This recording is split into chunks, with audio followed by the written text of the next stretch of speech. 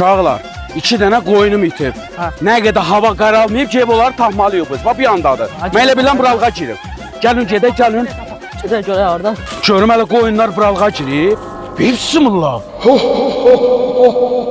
Uşaqlar, gördünüz onu? Kim bilirsən, yox. Ona bu mənə baxır.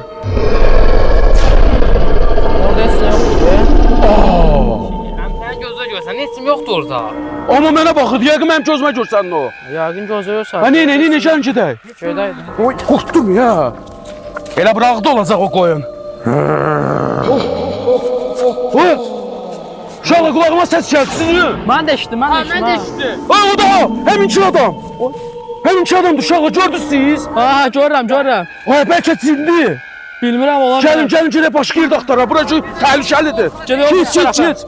Ha, uşaqlar, bura qorxulda 2 dəfədir görmüşəm. Qoyunu da itirmiş, indi sizi də itirəcəm, mən möhkəm tutun. Ben tutup eləmirəm, gördüm ben Ay, gələcəm. hər şey var burada, adamı götürüb apararlar. Ben qorxmuram, siz yerin gələcəm də yox. Lazımam mən. Ya burada qoyun tapmaq olar ha. Ay, o Sinan hanı? Sinan! Ay, itdi bu, indi buradaydı. Sinan! Sən oyna, bax mən bir yana. Yaxşı, Yaxşı, ehtiyatlı ol. Sinan! Sinan! Daha bu uşaq. Sinan! Sinan! Ay Sinan, hara yoxa çıxdı bu uşaq? Ay, yuxarıda bu.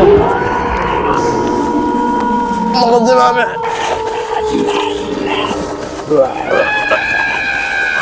Ha, Hüseyin! Ha, Hüseyin de yoxa çıxdı, Sinan da. Ha, haradasınız? Ha, bu qoyun axtarmaq olmadı. Qoyun axtardım, uşaqları da itirdim. Hüseyin! Ay, bu meşə boyda da mən gəlib hara düşmüşəm. Uşaqlar da yox. Ay, yenə sən? Aha, gəlmə düşdün. Yaxınca. Sən məndən nə istəyirsən? Sən mənə lazımsan. Uşaqları neynədin? Yedim. Ay Allah, uşaqlar da getdi. İndi səni də yeyəcəm. Gəbirəm. İndi mən də yemək istəyirəm Allah. Ay Allah. Ay çək mənimlə. Ay çək.